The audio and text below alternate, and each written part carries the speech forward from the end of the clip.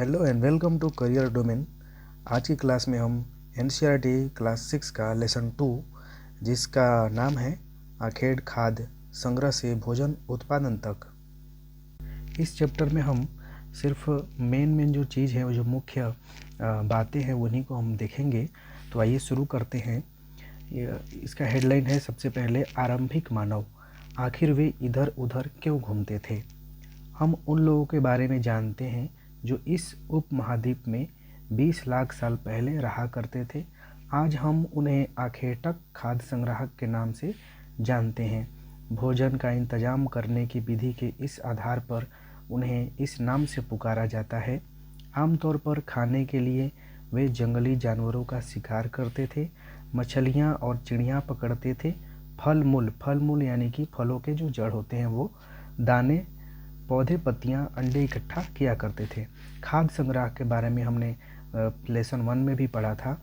जो वैसे मानव जो खाद्य संग्राहक यानी कि खाने की चीज़ों को संग्रह करके रखते थे और उसे अपना भोजन के रूप में स्वीकार करते थे।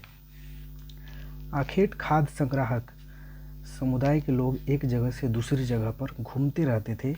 ऐसा करने के कई कारण थे। पहला कारण कि अगर वे एक जगह ही ज़्यादा दिनों तक रहते तो आसपास के पौधों, फलों, जानवरों को खाकर ख़त्म कर देते। इसलिए और भोजन की तलाश में इन्हें दूसरी जगहों पर जाना पड़ता था। दूसरा कारण यह कि जानवर अपने शिकार के लिए या फिर हिरन और मवेशी अपना चारा ढूंढने के लिए एक जगह से दूसरी जगह जाया करते हैं। इसलिए इन जानवरों का शिकार करने वाले लोग भी इनके पीछे पीछे जाया करते हैं। तीसरा कारण यह कि पेड़ों और पौधों में फल मूल अलग अलग मौसम में आते हैं, इसलिए लोग उनकी तलाश में उपयुक्त मौसम के अनुसार अन्य इलाकों में घूमते होंगे। और चौथा कारण यह है कि पानी के बिना किसी भी प्राणी या पेड़ पौधे का जीवित रहना संभव नहीं होता है और पानी झीलों, झरनों तथा नदियों में ही मिलता है। इसलिए कई नदियों और झीलों का पानी कभी नहीं सूखता। कुछ झीलों और नदियों में पानी बारिश के बाद ही मिल पाता है, इसलिए ऐसी झीलों और नदियों के किनारे बसे लोगों को सूखे मौसम में पानी की तलाश में इधर उधर जाना पड़ता है। आगे का हेडलाइन है आरंभिक मानव के बारे में जानकारी कैसे मिलती है। आरंभिक यानी कि शुरुआती मानव, जो मानव जहाँ से उनकी शुरुआत हुई, मानव जब से मिलते हैं उनके बारे में जानकारी हमें कैसे प्राप्त होती है। पुरातत्वविदों के बारे में हमने लेसन 1 में पढ़ा था, यानी कि जो इतिहास के बारे में उत्खनन के माध्यम से जो चीज़ें प्राप्त होती हैं उनके बारे में जो स्टडी करते हैं, उनका अध्ययन करते हैं, उन्हें पुरातत्वविद कहते हैं। पुरातत्वविदों को कुछ ऐसी वस्तुएं मिली हैं जिनका निर्माण और उपयोग आखेटक खाद्य संग्राहक किया करते थे। यह संभव है कि लोगों ने अपने काम के लिए पत्थरों, लकड़ियों और हड्डियों के औजार बनाए हों। इनमें से पत्थरों के औजार आज भी बचे हैं, यानी कि इनको म्यूजियम में संजोकर रखा गया है। इनमें से कुछ औजारों का उपयोग फल फूल काटने, हड्डियों और मांस काटने तथा पेड़ों की छाल और जानवरों की खाल उतारने के लिए किया जाता है। कुछ के साथ हड्डियों या लकड़ियों के मुट्ठे लगाकर भले और बाण जैसे हथियार बनाए जाते थे। मुट्ठे लगाकर यानी कि आज भी हम गांव में देखते हैं, धान काटने का जो हंसिया होता है उसमें लकड़ी का हाथ से पकड़ने का एक बना रहता है, उसे हम मुट्ठा कहते हैं। कुछ औजारों से लकड़ियां काटी जाती थी। लकड़ियों का उपयोग ईंधन के साथ साथ झोपड़ियां और औजार बनाने के लिए भी किया जाता था। आप यहाँ पिक्चर में देख सकते हैं, पत्थर के औजार का उपयोग बाएं साइड में है। इंसान के खाने योग्य जड़ों को खोदने के लिए किया जाता था और जो दाएं साइड में है, जानवरों की खाल से बने वस्त्रों को सिलने के लिए किया जाता था। आगे की हेडलाइन है रहने की जगह निर्धारित करना। मानचित्र 2 में हम देखेंगे लाल त्रिकोण वाले स्थान वे पुरास्थल हैं जहां पर आखेटक खाद्य संग्राहकों के होने का प्रमाण मिले हैं। यानी कि जो हम ये मानचित्र 2 देखेंगे, इसमें जो त्रिकोण के आकार का जो बना हुआ है, यहीं पर मानव के होने का प्रमाण मिला है। इनके अलावा भी और कई स्थानों पर आखेटक खाद्य संग्राहक रहते थे। मानचित्र में सिर्फ कुछ गिने चुने स्थान ही चिन्हित किए गए हैं। कई पुरास्थल नदियों और झीलों के किनारे भी पाए गए हैं। चूँकि पत्थर के उपकरण बहुत महत्वपूर्ण थे, इसलिए लोग ऐसी जगह ढूंढते रहते थे जहां अच्छे पत्थर मिल सके। हम दाईं साइड में देखेंगे भीमबेटका, जो कि आधुनिक मध्य प्रदेश में है। इस पुरास्थल पर गुफाएं व कंदराएं मिली है। लोग इन गुफाओं में इसलिए रहते थे क्योंकि यहाँ उन्हें बारिश, धूप और हवाओं से राहत मिलती थी। ये गुफाएं नर्मदा घाटी के पास है। यहाँ हम बाएं साइड में देखेंगे शैल चित्रकला। इनमें से हमें क्या पता लगा चलता है? शैल चित्रकला क्या होता है? जिन गुफाओं में लोग रहते थे उनमें से कुछ दीवारों पर चित्र मिले हैं। इनमें कुछ सुंदर उदाहरण मध्य प्रदेश और दक्षिण उत्तर प्रदेश की गुफाओं से मिले चित्र हैं। इनमें जंगली जानवरों का बड़ी कुशलता से सजीव चित्रण किया गया है। पुरास्थल। पुरास्थल क्या होता है? पुरास्थल उस स्थान को कहते हैं जहां औजार, बर्तन और इमारतें जैसी वस्तुओं के अवशेष मिलते हैं। ऐसी वस्तुओं का निर्माण लोगों ने अपने काम के लिए किया था और बाद में वे उन्हें वहीं छोड़ गए। ये ज़मीन के ऊपर, अंदर, कभी कभी समुद्र और नदी के तल में भी पाए जाते हैं। इन पुरास्थलों के बारे में आपको अगले अध्याय में बताया जाएगा। आगे हेडलाइन है आग की खोज। मानचित्र 2 में कुरनूल गुफा ढूंढो। आइए देखते हैं मानचित्र 2 में कुरनूल की गुफा कहाँ है। यहाँ राख के अवशेष मिले हैं। इसका मतलब यह है कि आरंभिक लोग आग जलाना सीख गए थे। आग का इस्तेमाल कई कार्यों के लिए किया गया होगा, जैसे कि प्रकाश के लिए, मांस भूनने के लिए और खतरनाक जानवरों को दूर आदि भगाने के लिए। आज हम आग का उपयोग किस लिए करते हैं, आइए देखते हैं। इससे पहले हम देखेंगे नाम और तिथियां। हम जिस काल के बारे में पढ़ रहे हैं, पुरातत्वविदों ने उन्हें बड़े बड़े नाम रखे हैं। आरंभिक काल को वे पुरापाषाण काल कहते हैं। यह दो शब्दों पुरा यानी प्राचीन और पाषाण यानी पत्थर से बना है। यह नाम पुरास्थलों से प्राप्त पत्थर के औजारों के महत्व को बताता है। पुरापाषाण काल 20 लाख साल पहले से 12,000 साल पहले के दौरान माना जाता है।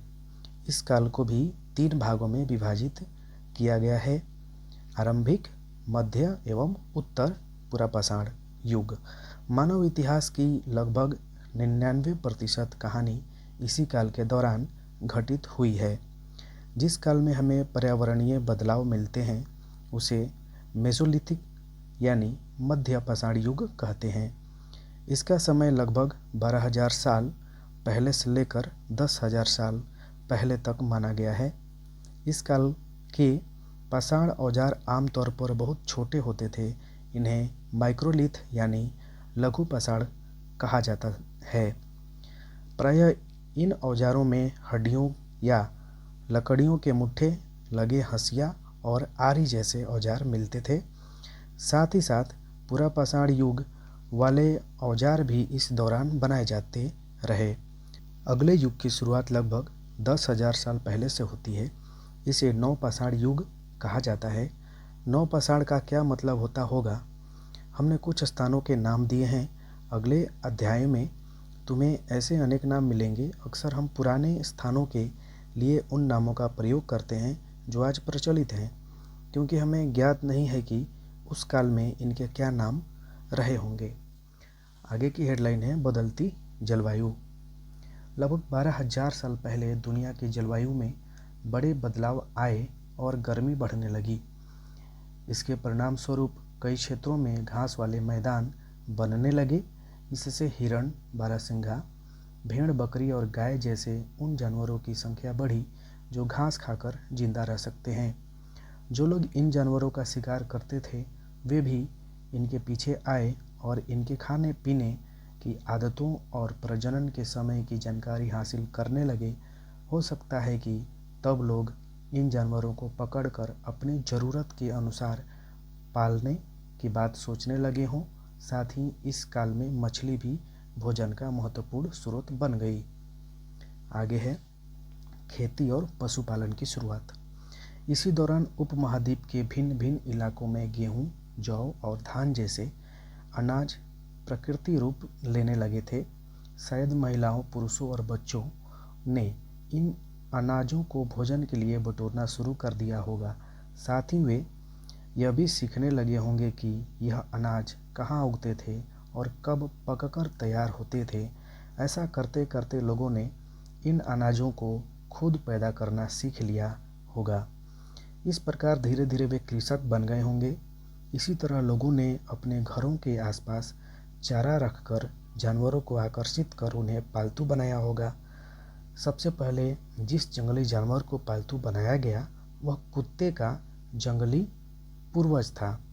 धीरे धीरे लोग भेड़, बकरी, गाय और सूअर जैसे जानवरों को अपने घरों के नज़दीक आने को उत्साहित करने लगे। ऐसे जानवर झुंड में रहते थे और ज़्यादातर घास खाते थे। अक्सर लोग अन्य जंगली जानवरों के आक्रमण से इनकी सुरक्षा किया करते थे और इस तरह धीरे धीरे वे पशुपालक बन गए होंगे। आइए देखते हैं इस बॉक्स को। घरेलूकरण की प्रक्रिया। लोगों द्वारा पौधे उगाने और जानवरों की देखभाल करने को घरेलूकरण की प्रक्रिया का नाम दिया गया है। अपनाए गए ये पौधे तथा जानवर अक्सर जंगली पौधों तथा जानवरों से भिन्न होते हैं। इसकी वजह यह है कि इस प्रक्रिया के तहत अपनाए गए पौधों या जानवरों का लोग चयन करते हैं। उदाहरण के तौर पर लोग उन्हीं पौधों तथा जानवरों का चयन करते हैं जिनके बीमार होने की संभावना कम हो। यही नहीं, लोग उन्हीं पौधों को चुनते हैं जिनसे बड़े दाने वाले अनाज पैदा होते हैं। साथ ही जिनकी मजबूत डंठलें अनाज के पके दानों के भार को संभाल सके। ऐसे पौधों के बीजों को संभाल कर रखा जाता है ताकि फिर से उसे उगाने के लिए उनके गुण सुरक्षित रह सकें। उन्हीं जानवरों को आगे प्रजनन के लिए चुना जाता है जो आमतौर पर अहिंसक होते हैं। इसलिए हम देखते हैं कि पाले गए जानवर तथा कृषि के लिए अपनाए गए पौधे जंगली जानवरों तथा पौधों से धीरे धीरे भिन्न होते गए। मिसाल के तौर पर जंगली जानवरों की तुलना में पालतू जानवरों के दांत और सींग छोटे होते हैं। यह प्रक्रिया पूरी दुनिया में धीरे धीरे चलती रही। यह करीब 12,000 साल पहले शुरू हुई। वास्तव में आज हम जो भोजन करते हैं वो इसी प्रकार की वजह से है। कृषि के लिए अपनाई गई सबसे प्राचीन फसलों में गेहूं तथा जौ आते हैं। इसी तरह सबसे पहले पालतू बनाए गए जानवरों में कुत्ते के बाद भेड़, बकरी आते हैं। आगे है एक नवीन जीवन शैली। तुम किसी पौधे के बीज को बो कर देखो, तुम पाओगे कि इसे विकसित होने में कुछ वक्त लगता है। इसमें कुछ दिन, महीने या फिर साल तक लग सकता है। इसलिए जब लोग पौधे उगाने लगे तो उनकी देखभाल के लिए उन्हें एक ही जगह पर लंबे समय तक रहना पड़ा था। बीज बोने से लेकर फसलों के पकने तक पौधों की सिंचाई करने, खरपतवार हटाने, जानवरों और चिड़ियों से उनकी सुरक्षा करने जैसे बहुत से काम शामिल थे। कटाई के बाद अनाज का उपयोग बहुत संभल कर करना पड़ता था। अनाज को भोजन और बीज दोनों ही रूप में बचा कर रखना आवश्यक था। इसलिए लोगों को इसके भंडारण की बात सोचनी पड़ी। बहुत से इलाकों में लोगों ने मिट्टी के बड़े बड़े बर्तन बनाए, टोकरियाँ बुनी या फिर ज़मीन में गड्ढा खोदा। क्या तुम्हें लगता है कि शिकारी या भोजन संग्रह करने वाले बर्तन बनाते और उनका प्रयोग करते होंगे? अपने जवाब का कारण बताओ। आप इसे कमेंट कर सकते हैं। आगे की हेडलाइन है जानवर चलते फिरते खाद्य भंडार। जानवर बच्चा पैदा करते हैं जिससे उनकी संख्या बढ़ती है और अगर जानवरों की देखभाल की जाए तो उनकी संख्या तो बढ़ती ही है, साथ ही उनसे दूध भी प्राप्त हो सकता है जो भोजन का एक अच्छा स्रोत है। यही नहीं, जानवरों से हमें मांस भी मिलता है। दूसरे शब्दों में पशुपालन भोजन के भंडारण का एक तरीका है। आगे है आओ आरंभिक कृषकों और पशुपालकों के बारे में पता करें। मानचित्र 2 देखो। क्या तुम्हें कई नीले वर्ग दिख रहे हैं? पता है इनमें से प्रत्येक बिंदु उस जगह को दर्शाता है जहाँ पुरातत्वविदों को शुरुआती कृषकों और पशुपालकों के होने के साक्ष्य मिले हैं। ये पूरे उपमहाद्वीप में पाए गए हैं। इनमें सबसे महत्वपूर्ण पश्चिमोत्तर क्षेत्र है, आधुनिक कश्मीर में और पूर्वी तथा दक्षिण भारत में पाए गए हैं। वास्तव में ये निर्दिष्ट स्थान कृषकों और पशुपालकों की बस्तियां थीं या नहीं, इसे जांचने के लिए वैज्ञानिक खुदाई में मिले पौधों और पशुओं की हड्डियों के नमूने का अध्ययन करते हैं। इनमें से सबसे रोचक जले हुए अनाज के दानों का अवशेष है। ऐसा लगता है कि ये गलती से या फिर जानबूझकर जलाए गए होंगे। वैज्ञानिक इन अनाज के दानों की पहचान कर सकते हैं। इस तरह हमें पता चलता है कि उपमहाद्वीप के विभिन्न भागों में बहुत सारी फसलें उगाई जाती रही होंगी। वैज्ञानिक विभिन्न जानवरों की हड्डियों की भी पहचान कर सकते हैं। अस्थायी जीवन की ओर पुरातत्वविदों को कुछ पुरास्थलों पर झोपड़ियों और घरों के निशान मिले हैं, जैसे कि बुर्ज होम, जो कि वर्तमान कश्मीर में है, कि लोग गड्ढे के नीचे घर बनाते थे, जिन्हें गर्तवास कहा जाता था। इनमें उतरने के लिए सीढ़ियाँ होती थी, इससे उन्हें ठंड के मौसम में सुरक्षा मिलती होगी। पुरातत्वविदों को झोपड़ियों के अंदर और बाहर दोनों ही स्थानों पर आग जलाने की जगहें मिली है। ऐसा लगता है कि लोग मौसम के अनुसार घर के अंदर या बाहर खाना पकाते होंगे। बहुत सारी जगहों से पत्थर के औजार भी मिले हैं। इनमें से कई ऐसे जो पूरा पाषाण युगीन उपकरणों से भिन्न हैं, इसलिए इन्हें नवपाषाण युग का माना गया है।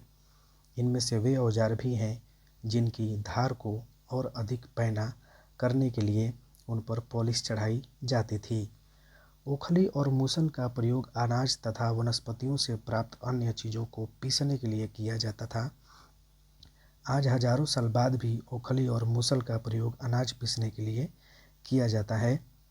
उसी प्रकार प्राचीन प्रस्तर युगीन औजारों का निर्माण और प्रयोग लगातार होता रहा।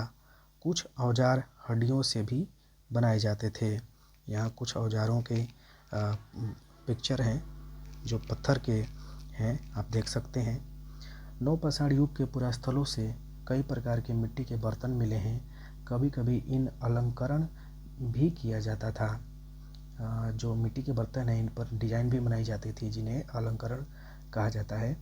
बर्तनों का उपयोग चीज़ों को रखने के लिए किया जाता था। धीरे धीरे लोग बर्तनों का प्रयोग खाना बनाने के लिए भी करते। चावल, गेहूँ तथा दलहन जैसे अनाज अब आहार का महत्वपूर्ण हिस्सा बन गए थे। इसके साथ साथ अब लोग कपड़े भी बुनने लगे थे। इसके लिए कपास जैसे आवश्यक पौधे उगाए जा सकते थे। क्या ये परिवर्तन हर जगह एक साथ ही आ गए होंगे? ऐसी बात नहीं है। एक तरफ जहाँ कई जगहों पर स्त्री पुरुष शिकार और भोजन संग्रह करने का काम करते थे, वहीं अन्य लोग ने हजारों सालों के दरमियान धीरे धीरे खेती और पशुपालन को अपना लिया। बहुत जगह लोग मौसम के मुताबिक बदल कर अपनी जीविका चलाया करते थे। आगे है सूक्ष्म निरीक्षण, मेहरगढ़ में जीवन मृत्यु। मानचित्र 2 में मेहरगढ़ को ढूंढो। यह ईरान जाने वाले सबसे महत्वपूर्ण रास्ते बोलन दर्रे के पास एक हरा भरा समतल स्थान है। मेहरगढ़ संभवतः वह स्थान है जहाँ के स्त्री पुरुषों ने इस इलाके में सबसे पहले जौ, गेहूँ उगाना और भेड़ बकरी पालना सीखा। यहाँ विभिन्न प्रकार के जानवरों की हड्डियाँ मिली। इनमें हिरण तथा सूअर जैसे जंगली जानवरों तथा भेड़ बकरियों की हड्डियाँ हैं। मेहरगढ़ में इसके अलावा चौकोर तथा आयताकार घरों के अवशेष भी मिले हैं। प्रत्येक घर में 4 या उससे ज़्यादा कमरे हैं। इनमें से कुछ संभवतः भंडारण के काम आते होंगे। मृत्यु के बाद सामान्यतया मृतक के सगे संबंधी उसके प्रति सम्मान जताते हैं। लोगों की आस्था है कि मृत्यु के बाद भी जीवन होता है, इसलिए कब्रों में मृतकों के साथ कुछ सामान भी रखे जाते थे। मेहरगढ़ में ऐसी कई कब्रें मिली हैं। एक कब्र में एक मृतक के साथ एक बकरी को भी दफनाया गया था। संभवतः इसे परलोक में मृतक ये खाने के लिए रखा गया होगा। ऐसी उस समय की मानसिकता रही होगी कि जो लोग जिनकी मृत्यु हो जाती है उनके साथ खाने पीने के लिए सामान जैसे कि जानवर को रख दिया जाता होगा, अनाज रख दिया जाता होगा। ऐसी उस समय की प्रथाएं रही होंगी। यहाँ पर इस चैप्टर का समापन होता है और आपसे रिक्वेस्ट है कि आप हमारे चैनल को सब्सक्राइब करें और लाइक करें और वीडियो को ज़्यादा से ज़्यादा अपने ग्रुप्स में अपने दोस्तों के साथ शेयर करें।